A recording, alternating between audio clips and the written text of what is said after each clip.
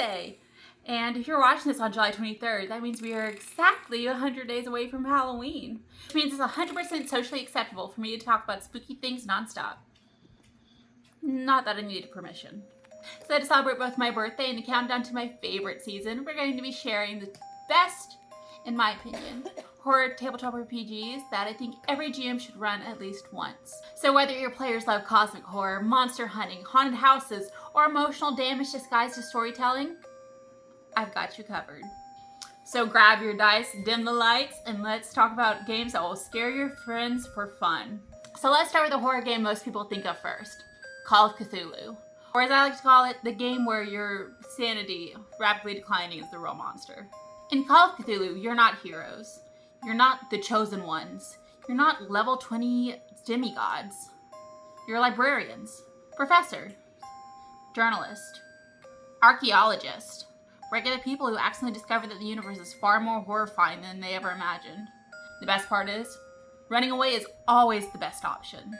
It's a refreshing change from fantasy games whenever you see an ancient eldritch horror and your players immediately go, "Can I fight it?" And the answer is no. You cannot fight it. You can barely comprehend it. Why should you run it? Because it teaches your players to completely delve into new styles of RP.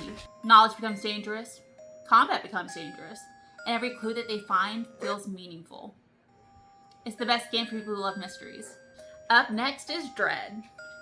And this game has one of the most brilliant mechanics ever created. There's no dice, just the tower. Every time a player wants to do something risky, they have to pull a block from the tower. As the story progresses, the Jenga tower becomes progressively less stable. And so does everybody else's emotional state. In this game, people get more stressed over pulling out a block from a tower than they do fighting a dragon. Because unlike dragons, the tower's standing right in front of you, staring, judging. Why should you play it? Because it naturally creates tension. No special effects, no scary music, just a wooden tower and mounting anxiety. If you want emotional horror though, try 10 Candles. This game starts with 10 lit candles, and over the course of a story, the candles become extinguished one by one. The players know something incredibly important from the beginning. Their characters aren't going to survive. And it's not the question of whether they live or not, it's how their story ends. And somehow that knowledge makes every decision feel more meaningful. It's haunting, it's beautiful, it's devastating. And it's one of the most memorable tabletop RPG experiences I've ever had. Why should you run it?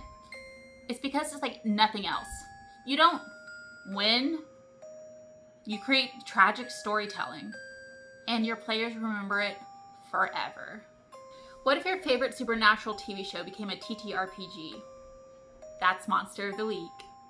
Think ghost hunting, cryptid investigations, ancient curses, small town mysteries, weird creatures hiding in plain sight. Your players become monster hunters trying to solve a mystery before anything bad can happen. It's fast, it's easy to learn, and it's absolutely cinematic.